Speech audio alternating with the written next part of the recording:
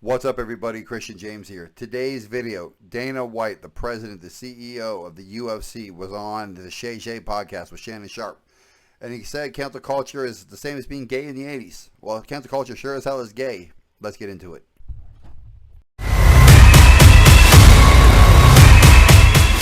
So as we all know what cancel culture is, and if you don't know, it's very simple. If you say something someone else doesn't like, they can vet you, you can lose your job, and then it's the end of your life, all because you stepped out of line. Most people remember Kevin Hart was supposed to do the Oscars, and then he made like a gay joke from like 2011, and somebody spent all of their time going backwards to find something that the world wouldn't like, and then they found something the world wouldn't like, and then nobody watched the Oscars, and Kevin Hart did get paid. Well, Kevin Hart's coming out in a new movie called Borderlands, so Kevin Hart's doing just fine, and who the fuck cares about the Oscars? So, cancel culture sometimes works in the direction it's supposed to, like when you get rid of a Weinstein or a Bill Cosby, R. Kelly. But if you're getting rid of people who just made innocuous jokes that didn't actually hurt anybody, you're going after people because you're sensitive and a little bitch. Enough out of me. Let's let the other bald guy, Dana White, get into it. Let's go. Getting canceled, Dana? What does that mean, actually? Canceled. Canceled by who? You know what I mean? Yeah. Canceled by who? I obviously have, in the UFC and in life, you have a fan base. Yes. People That believe in you, that love you regardless. and do whatever it is that, that are in with you. Outside of those people and my circle that I give a shit about, I could care less. I could care less. And I've seen people talk about, oh, well, he has fuck you money and all that other stuff. I equate it to being gay. Okay? Think about this. In life, back in the 80s, if you came out and said you were gay, it could destroy your career. It could destroy. Imagine living a life where you can't be who you really are. Correct. It's got to be a horrible thing, right? People who do like you and don't like you, this whole trying to cancel people thing. Now, for those of you who were not around in the 1980s and the 1990s, so remember the 1980s and don't have a good history lesson on what it was like for people back in the day, he's right. 70s, 80s, you came out and said you were gay. That was the end of people's careers, right? If you were, who's it always they said was gay? Brock Hudson, if I'm not mistaken. Former Hollywood tough guy, right? He was gay. Imagine you came out and said he was gay. Like, I don't think John Wayne was gay, but if John Wayne came out and said he was gay, it wouldn't go well. The point he's making is when people disagreed with people in the 80s based off their sexual orientation, not that they really chose to like dudes if they were dudes, I assume, you got canceled for being who you were. So Dana White being Dana White, or hell, someone like me, I have 1,400 people on YouTube that follow me. Thank you very much. I have my clients for my business. I have my girl. I have my kids. I have my very close-knit group. You know what I mean? If I get canceled out of that group, uh-oh. If the 1,400 people who subscribe to me on YouTube cancel me, I still have my business. My life doesn't change very much. And don't get me wrong, I appreciate watching these videos and getting behind me and growing this channel and yada, yada, yada, yada, yada.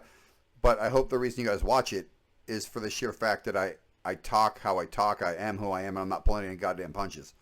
So yeah, you want to be you? Be you. But as you're about to find out, I'm sure Dan's going to say, you got to stand on that shit.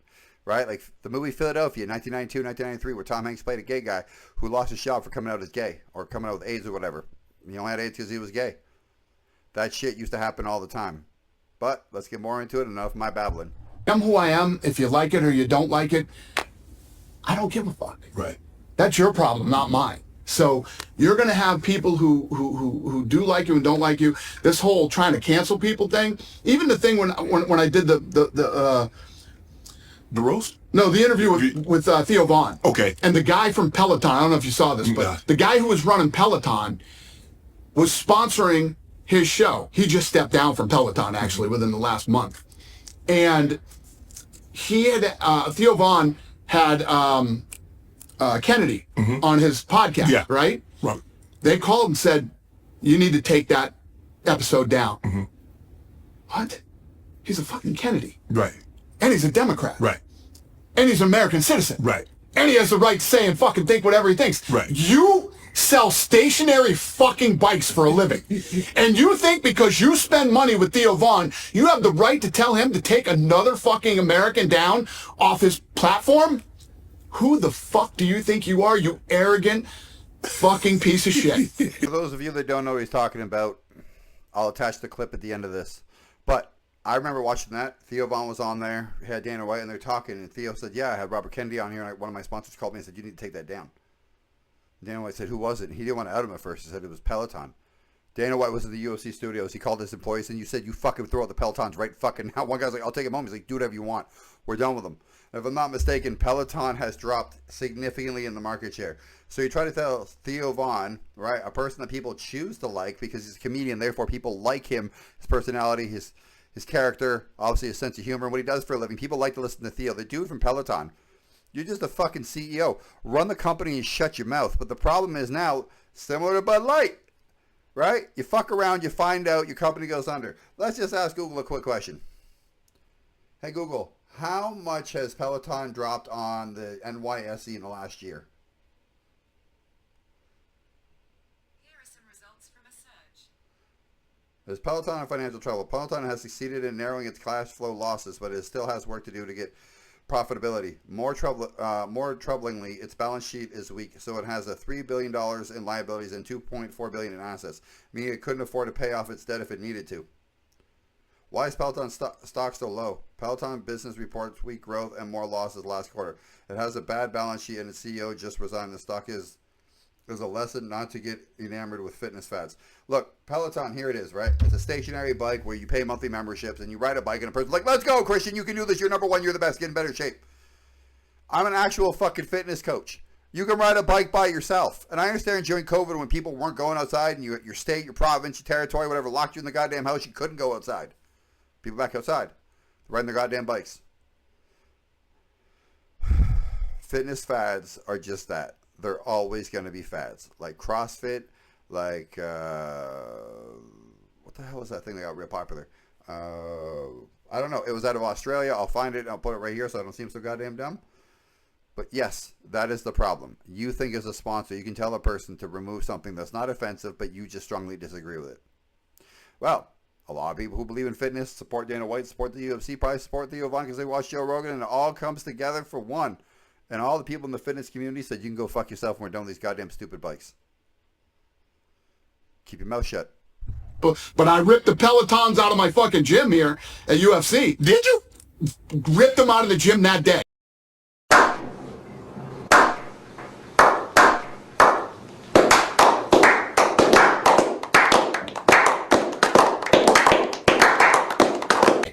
You know what I mean? I can't stand that stuff. That stuff makes me crazy. You don't like corporations or companies that bully people and dictate what someone can say or what they can show. Say, show, talk about, promote, vote for, any of that stuff, man. It's like I was very liberal when I was younger. Right. I lean more conservatively now because I'm all in for common sense. Right. I want common sense, but I don't judge anybody by their politics. Right. I don't discriminate against people. You know who I discriminate against? What? Douchebags. The douchebags, you wouldn't have Conor McGregor on the roster still. Look, bottom line, people should not be canceled for their opinion when you don't agree with it. He said he doesn't judge people on their political views. I didn't before either. Also, like, I'm covered in tattoos. I have nipple rings, right? Look at me. Like, I look like a liberal person, don't I? I don't look very conservative. I guess now I do because I have a beard and I'm older. But I was a classical liberal till Justin Trudeau got into office, till Trump got into office, and then it appeared that a liberal was no longer a liberal, and a liberal was a lunatic. So, here's my political stance. For everybody out there who doesn't give a fuck, I'm going to tell you anyways. Financially conservative. Don't touch my money. Don't tell me what to do with it, and take as little of my fucking money through taxation as possible. As far as who you want to be and what you want to do in society, be whoever you want to be. Do whatever you want to do. Don't hurt anybody else. Don't affect anybody else in a negative way, but don't try to reinforce your thought of who you are and everybody else. Not that extreme. Back in 2015, now I'd be considered the worst person ever. But yeah, 100% like Dana said, stay away from douchebags. Okay? But other than that, all this political bullshit and trying to cancel people, I'm not in, man. Not in. Could you see yourself being a part owner of another professional, like an NFL team or an NBA team? Not really. I'm not. I couldn't see myself in that sort of corporate structure.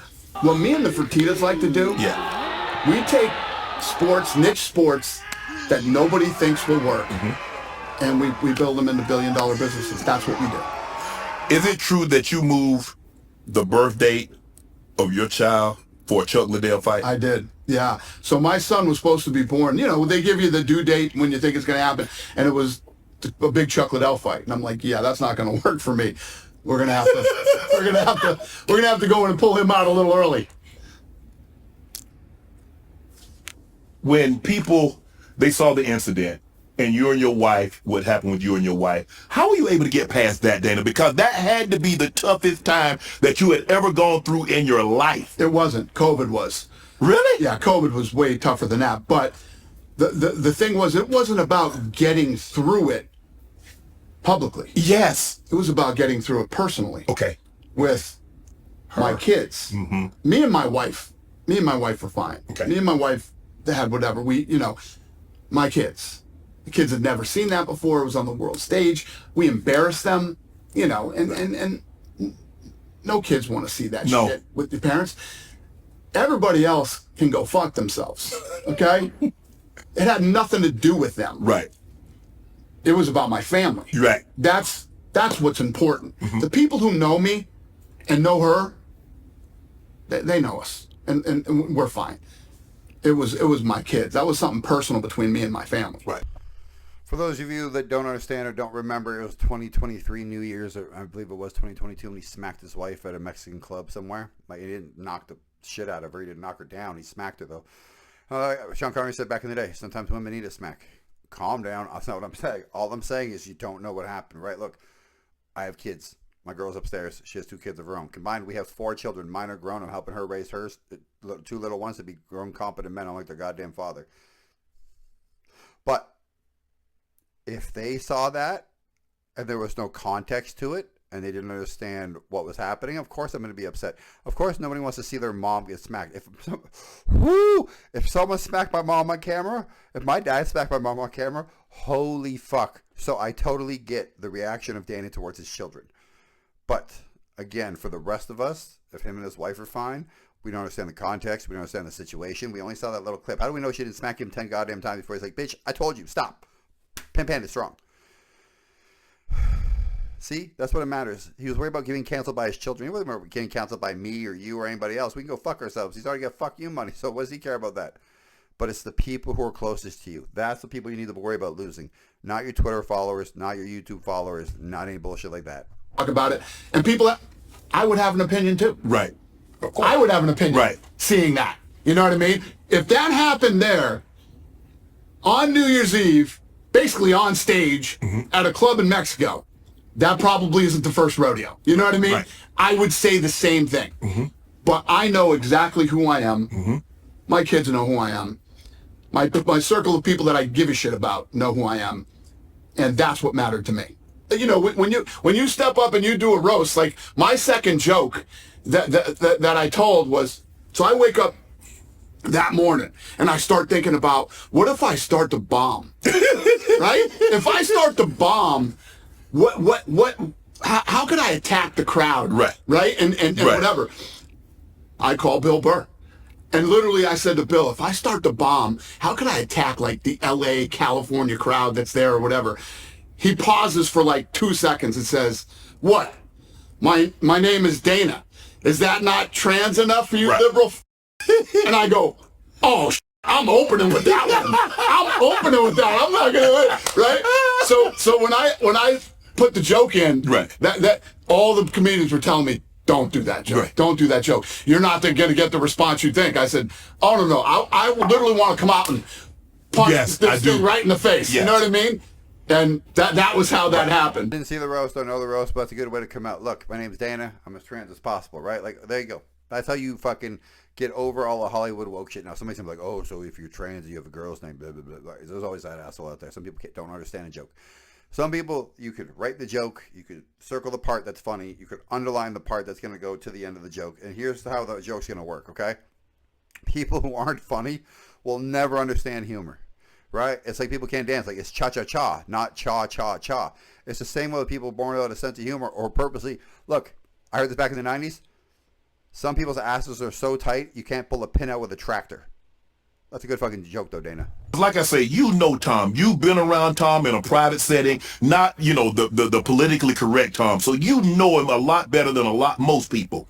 Could you sense that he got a little uncomfortable with it, or did he just like he was tall? He definitely wasn't uncomfortable. Okay. Tom Brady, everybody talks about Brady like, oh, he's soft and he's but he's a fucking beast, man. That guy's a savage.